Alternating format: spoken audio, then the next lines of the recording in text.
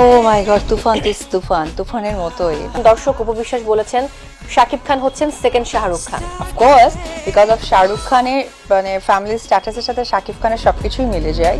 শাহরুখ খানের থেকেও শাকিব খান সেরা। 5 নায়িকাকে নিয়ে মঞ্চ মাতানো দেখে শাকিবকে প্রশংসা করে কি বলল অপু বিশ্বাস। প্রিয় ভিউয়ার্স, সম্পূর্ণ ভিডিও দেখে আপনার মতামত জানান। শাকিব খানের জন্য কি রান্না করবেন দেখা যাবে।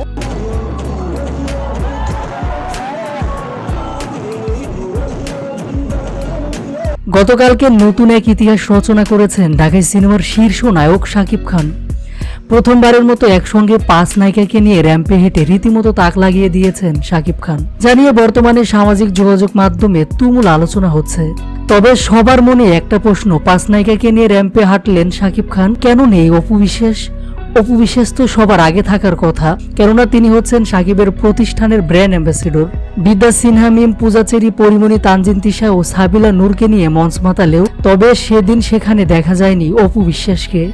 এদিকে শাকিবের অনুষ্ঠানে না থাকলেও মন খারাপ হচ্ছে না অপু বিশ্বাসের, উল্টো শাকিবকে প্রশংসা করেছেন তিনি। সম্প্রতি একটি সাক্ষাৎকারে শাকিব খানকে দ্বিতীয় শাহরুখ খান বলে মন্তব্য করেন এই নায়িকা। এ সময় অপু বিশ্বাসের কাছে শাকিব খানের তুফান সিনেমা সম্পর্কে জানতে চাইলে তিনি বলেন, ও মাই গড, তুফান ইজ তুফান, তুফানের মতোই। শাকিব নিজে একটা তুফান। শাকিব খান হচ্ছে দ্বিতীয় শাহরুখ খান।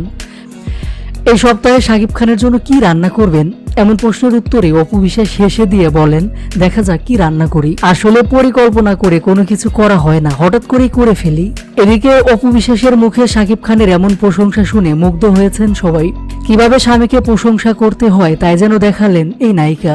অন্যদিকে গতকালকে শাকিবের মঞ্চ মাতানো নিয়ে অপু বিশ্বাস বলেন, শাকিব তো দেশের বড় সুপারস্টার, তাকে নিয়ে সবাই মেতে থাকবে, এটাই স্বাভাবিক। এ নিয়ে আমার কোনো কিছু বলার নেই।